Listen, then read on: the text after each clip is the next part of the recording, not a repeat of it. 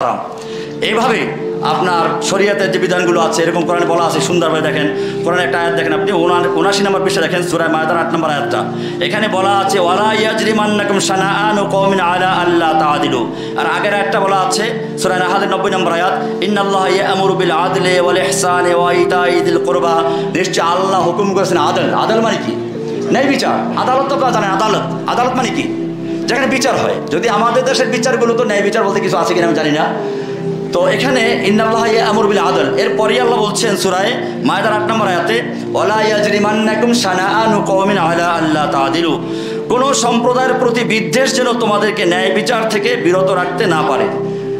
কারোর সাথে শত্রুতা আছে, এই শত্রুতার কারণে আপনি ন্যায় বিচার থেকে সরে যাবেন না, বিচারককে বলা হচ্ছে।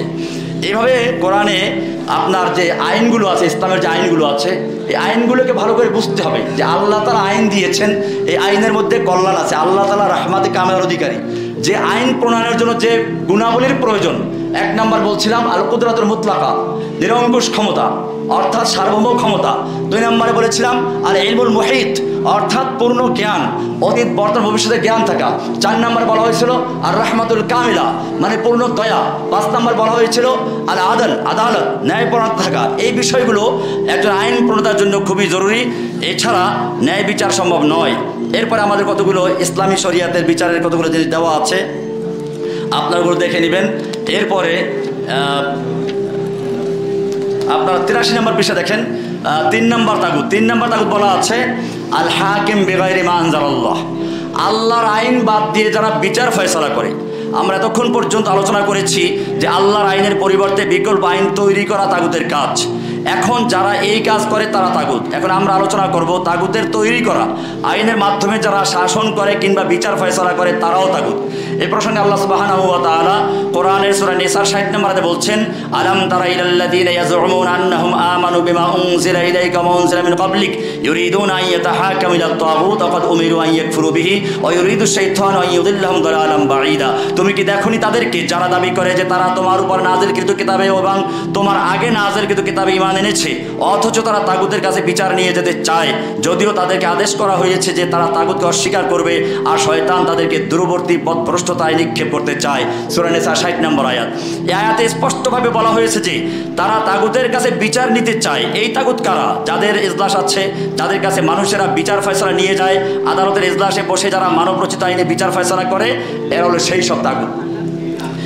এবারে তাগুতের যে বিচার যারা করে দেখেন, এখানে একটু পরে গিয়ে আপনারা দেখেন 85 নম্বর পৃষ্ঠায় এখানে বলা আছে আমাল্লাম ইয়াহকুম বিমা আনজালাল্লাহু ফাউলাইকুমুল কাফিরুন ফাসিকুন জালিমুন। 3টা আয়াত আছে, অর্থাৎ সূরা মায়েদার 44 নম্বর আয়াত, সূরা মায়েদার 45 নম্বর আয়াত এবং সূরা মায়েদার 47 নম্বর আয়াত।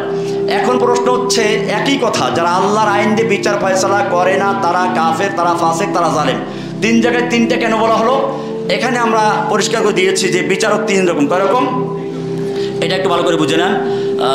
এখানে দেখেন লেখা আছে, এখানে প্রথম আয়াত দেখেন, এটা হলো 84 নম্বর পৃষ্ঠার শেষে দেখেন আমাল্লাম ইয়াহকুম বিমা আনজালাল্লাহু ফাউলাইকুমুল কাফিরুন, আর যারা আল্লাহর নাযিলকৃত বিধান দ্বারা বিচার করে না তারা কাফের।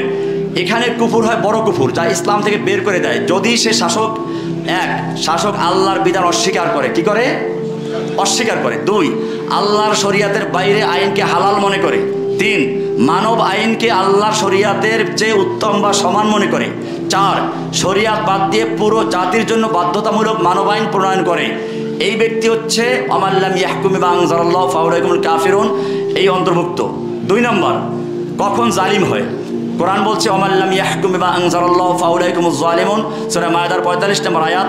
জালিম হয় যখন 1 শাসক স্বীকার করে যে আল্লাহর শরিয়তই সত্য। 2 কিন্তু কোনো কেসে স্বার্থ বা ঘুষ বা পক্ষপাতের কারণে অন্যায় করে। 3 এই বিচ্যুতি সীমিত কিছু কেসে ঘটে, সব ক্ষেত্রে না।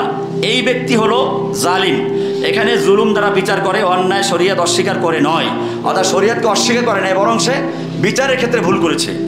3 নম্বর হলো ফাসিক। আমাল্লাম ইয়াহকুম বিমা আনজালাল্লাহু ফাউলাইকুমুল ফাসিকুন, যারা আল্লাহর নাযিলকৃত বিধান দিয়ে বিচার করে না তারা ফাসিক। ফাসিক কখন হয়? যদি শাসক শরিয়ত মানে। 2 কিন্তু বড় খাতে তা ত্যাগকে অভ্যাস বানায়। 3 আমলে আল্লাহর আনুগত্য থেকে বেরিয়ে যেতে জেদ ধরে, অর্থাৎ বারবার সে আল্লাহর হুকুম অমান্য করে। ক্বালা সাদি আল ফিসকু খুরুজুন মুতাকাররিরুন আনিত তাআতি দুনা জুহুদিন। ফাসিক হলো আনুগত্য থেকে বারবার বেরিয়ে আসা, মূল শরীয়ত অস্বীকার নয়, অর্থাৎ শরীয়তকে অস্বীকার করে নাই কিন্তু বারবার সে আল্লাহর আইন বাদ দিয়ে অন্য আইনে বিচার করে, বা সে ভুল বিচার করে, অন্যায় বিচার করে, আল্লাহর আইনের হুকুম মতো চলে না, এ হলো ফাসেক। তাহলে তিন রকমের বিচারক আমরা পাইলাম, জালিম, ফাসেক, কাফের, তিনটা অবস্থার উপর ভিত্তি করে।